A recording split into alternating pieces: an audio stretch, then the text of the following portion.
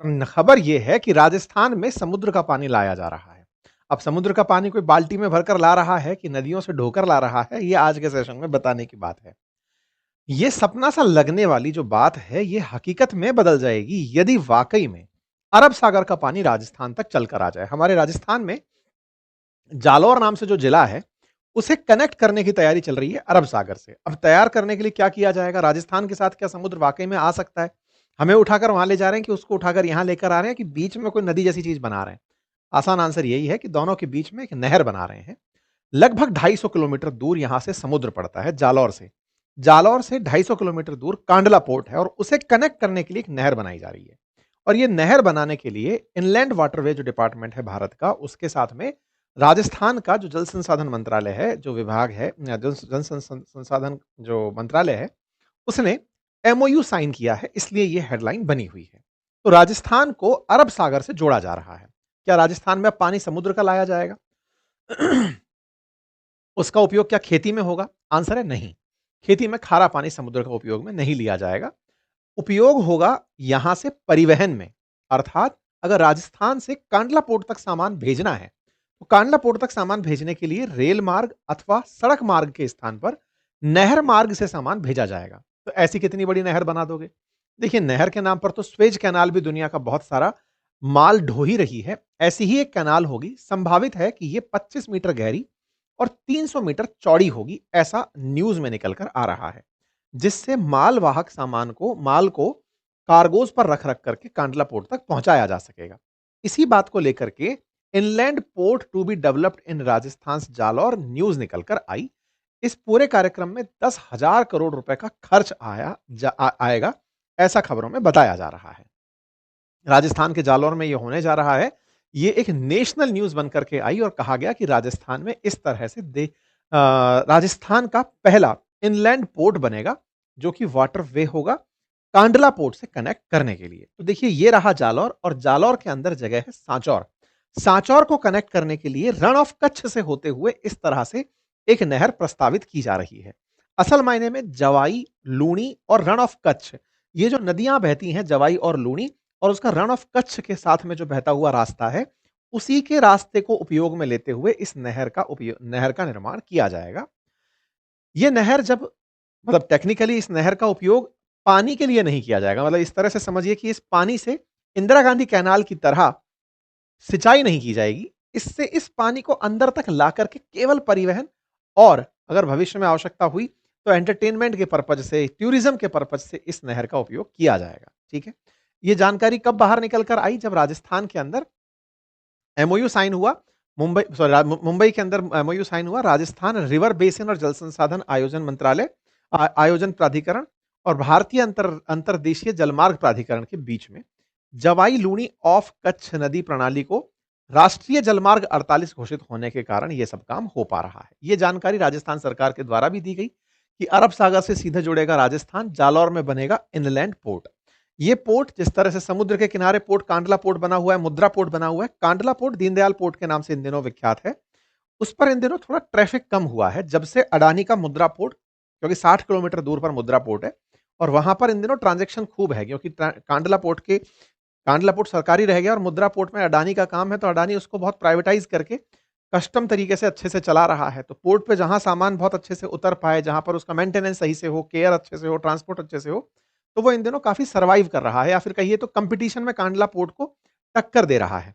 ऐसे में कांडला पोर्ट को अगर राजस्थान से कनेक्ट कर दिया गया, क्योंकि सरकारी पोर्ट है, और उससे इसको कनेक्ट कर दिया गया, तो राजस्थान से एक बड़ी मात्रा में जो ट्रैफिक है वो वाया कैनाल होते हुए कांडला पोर्ट जाएगा और कांडला पोर्ट से फिर मिडिल ईस्ट को जो हम अपना सामान बेचते हैं, या अरब सागर के माध्यम से, या कहिए तो जो रेड सी से होकर के हम सामान मंगाते हैं, वो इस रास्ते होकर के राजस्थान पहुंचेगा। और राजस्थान पहुंचने के बाद में फिर यहाँ तो डेडिकेटेड फ्रेट कॉरिडोर है। डेडिकेटेड फ्रेट कॉरिडोर की वजह से दिल्ली सामान बहुत तेजी से पहुंचाया जा सकेगा। तो टेक्निकली सामान की जितनी तेज आवाजाही होती है, देश के विकास में उतना ज्यादा आराम रहता है। अगर सड़क से और रेल से अगर आप देखते हैं मार्ग सामान को भेजने का, तो उसका एक समय लगता है, पर प्रदूषण फैलता है, तेल खर्च होता है। माना जाता है कि जो पानी के थ्रू होने वाला परिवहन है, ट्रांसपोर्ट है, वो तुलनात्मक रूप से सस्ता पड़ता है। यही कारण है कि ये खबर बड़ी खबर में कंसीडर की गई और कहा गया कि 10,000 करोड़ से अधिक राशि के अंदर ड्रेजिंग होगी। 262 किलोमीटर लंबा जलमार्ग बनाया जाएगा और 50,000 लोगों को इससे रोजगार के अवसर मिलेंगे।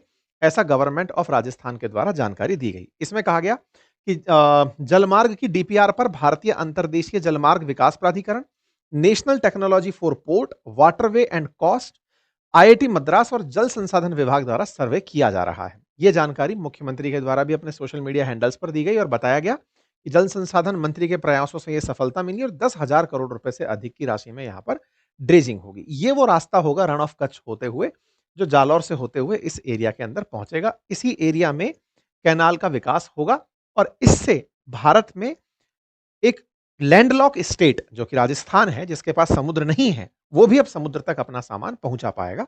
अभी तक पहुंचाने के लिए हम ट्रक और रेल का उपयोग करते थे। ऐसा पोर्ट, चूंकि पोर्ट जनरली उन्हें कहा जाता है जो कि समुद्र पे जो राज्य बने हुए हैं उनके लिए पोर्ट होता है, तो यहां पर पोर्ट खुद अंदर चलकर आ रहा है, तो ऐसे पोर्ट को इनलैंड पोर्ट कहा जाता है।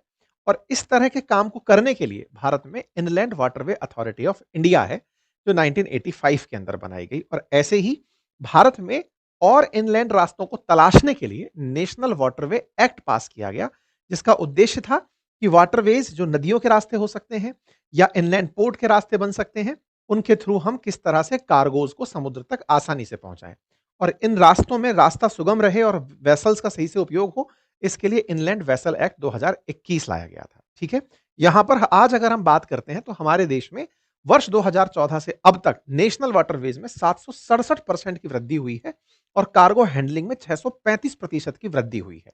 जब भी कोई देश इस प्रकार से कार्गो हैंडलिंग तेज कर रहा होता है, इसका मतलब है कि वो जो माल बना रहा है उसे समुद्र तक जल्दी पहुंचा रहा है और समुद्र जल्दी पहुंचा रहा है, इसका मतलब एक्सपोर्ट को तेज कर रहा है, जिसकी वार्षिक वृद्धि दर अभी 22% है। ये बड़ा नंबर है, मतलब CAGR compound annual growth rate 22% होना एक बड़ा नंबर माना जाता है। कार्गो ट्रैफिक हमारा बढ़कर 18 मिलियन से 133 मिलियन तक पहुंच गया, जिसमें तमाम सरकारी प्रयास, चाहे वो मैरीटाइम इंडिया विजन हो, चाहे सागरमाला प्रोग्राम हो या नेशनल पर्सपेक्टिव प्लान हो, इनका बहुत बड़ा योगदान है और इस वजह से हम लोग बहुत आगे बढ़ रहे हैं। क्योंकि राजस्थान लैंडलॉक स्टेट है, समुद्र के किनारे नहीं है, इसलिए हमें ट्रांसपोर्टेशन में आवश्यकता थी कि हमारे लिए भी कुछ ऐसे रास्ते खुलें। हालांकि राजस्थान से काफी अच्छी कनेक्टिविटी गुजरात की है, हम रेल के माध्यम से और सड़क के माध्यम से माल अपना ऑलरेडी भेज रहे हैं, लेकिन इसकी आवश्यकता हमेशा रही कि कीमत के आधार पर कुछ ऐसा बनकर आए जो कि सस्टेनेबल हो।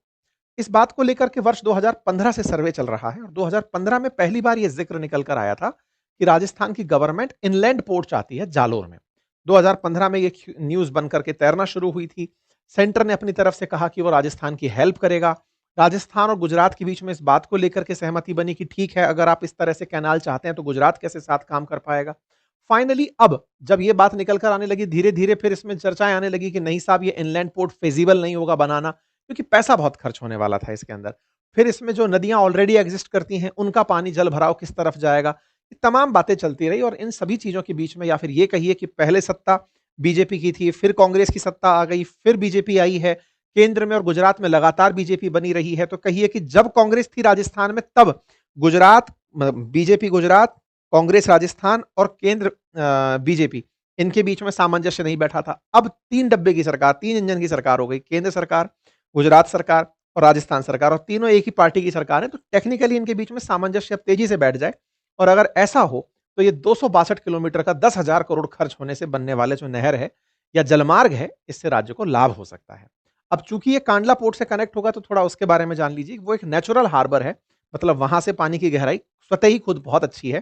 भारत के एक बड़े पोर्ट के रूप में कांडला पोर्ट रिकॉग्नाइज होता है और वहीं से इसको कनेक्ट किया जा रहा है। ठीक है, जिस रास्ते को बनाया जा रहा है इसे नेशनल वाटरवे 48 नाम दिया गया है। 48 से मतलब उद्देश्य यह है कि हमारे देश में बहुत सारे वाटरवेज ऑलरेडी हैं।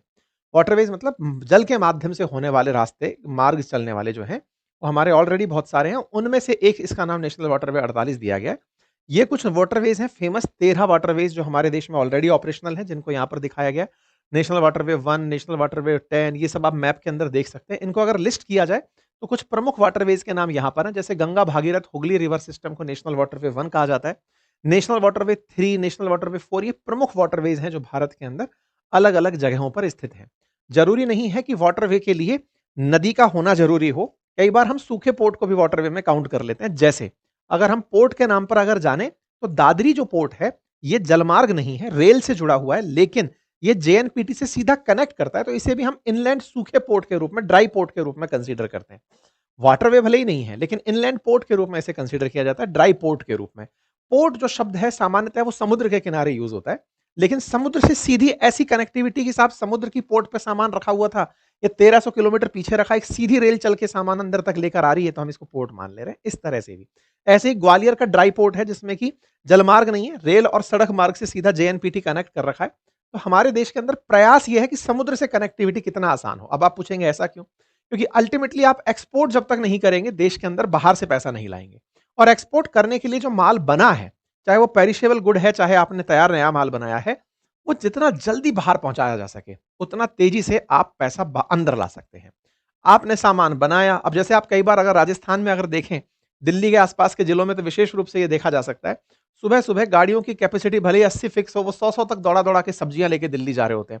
क्योंकि समय बहुत कीमती होता है, कई ऐसे ट्रांज़िशंस में जहाँ माल बहुत तेज़ी से पहुँचे।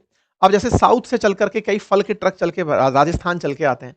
तो इनमें समय का एक अपना कंस्ट्रेंट होता है, अगर समय ज़्यादा लग गया तो फल खराब होने लगेगा, सब्जियाँ खराब होने लगेंगी। ऐसे ही गुड्स के केस में है, अगर कोई माल बनाया उसका ट्रांज़िशन जो टाइम है, अगर वो बहुत ज़्यादा लग गया, तो हमारे लिए वो अपने आप में एक नुकसान के रूप में होता है। तो सरकार का प्रयास ये है कि हम पोर्ट से बहुत तेज़ी से कनेक्ट हों, जो भी माल बने, चाहे वो राजस्थान में बने, गुजरात में बने, वो तेज़ी से एक्सपोर्ट तक पहुँचने लगे और जो बाहर से आ रहा है, वो देश के अंदर तेज़ी से आता रहे। बस इसी प्रयास में सरकार के द्वारा ये काम किए जा रहे हैं। दुनिया में अगर बात करें तो बहुत से सक्सेसफुल मॉडल हैं, जैसे पोर्ट ऑफ ड्यूसबर्ग जो है, जिसको दुनिया में सबसे ज़्यादा विख्यात इनलैंड पोर्ट के रूप में कंसीडर किया जाता है। ऐसे ही चाइना के अंदर पोर्ट ऑफ नानजिंग है, जो इनलैंड पोर्ट होते हुए मतलब समुद्र के किनारे नहीं है, लेकिन कार्गोज़ में ये वर्ल्ड रिकॉर्ड हासिल किए हुए हैं। इतना ज़्यादा यहाँ से ट्रांज़िशन होता है, ट्रांज़ैक्शंस होता है, माल का आवाजाही होती है। ठीक है साहब? तो राजस्थान में अगर ऐसा होता है, तो ये भारत राजस्थान के लिए एक बड़ी उपलब्धि होगी। उम्मीद है कि आप इस बात से होने वाले लाभ और चुनौतियों से परिचित होंगे। लाभ में सबसे बड़ा लाभ यही है कि ये कम खर्चीला है, कार्बन का उत्सर्जन कम है, सड़क पे और रेल पर जो भीड़ है उससे आपको ये बचा कर रखता है, अच्छे से देश की इकोनॉमी में भात बा एंट्री करता है। दिक्कत क्या है? दिक्कत ये है कि इसमें पैसा बहुत खर्च होता है। दूसरा, रास्ते के अंदर चूँकि समुद्र के साथ आने वाला पानी तो सिल्ट बहुत आ सकती है। रास्ते जाम होते हैं, जिससे उसको सफाई कराना, वापस से उसको मेंटेन करना और उसका मेंटेनेंस कॉस्ट अपने आप में एक बड़ा कॉस्ट है। चाहे फिर आप उठा कर के स्वेज कैनाल उठा कर के देख लें, चाहे पनामा कैनाल उठाकर देख लें, बहुत से देशों की इकोनॉमी कैनाल्स के रख-रखाव पे चली जाती है। तो ऐसे में क्या राजस्थान इतना महँगा अफ़ेयर रख पाएगा? 10,000 करोड़ का जो ये खर्च है, ये केवल बनाने भर का खर्च नहीं है। ये वही है सफ़ेद हाथी, इसको बनाना और उसके बाद इसको मेंटेन करना। कहीं ऐसा ना हो कि ये हमारे लिए ख्वाब देखने में तो खूबसूरत हो, लेकिन इससे जो पैसा हम कमाएँ, उसमें इतना लाभ हम नहीं निकाल पाएँ। ये ज़रूर सरकार को पूरी तरह से एनालाइज़ करना चाहिए। फिलहाल के लिए इतना ही। जानकारी पसंद आई हो तो आप इसे ज़रूर साझा करें, क्योंकि राजस्थान रिफाइनरी की भी बाट जो ही रहा है, देखते हैं वो कब पूरी होती है। ऐसे ही एक दूरगामी हमें इनलैंड पोर्ट भी दिखाई दे रहा है। अगर ये बनता है, तो निश्चित ही देश राज्य के लिए अच्छा होगा। बहुत-बहुत धन्यवाद।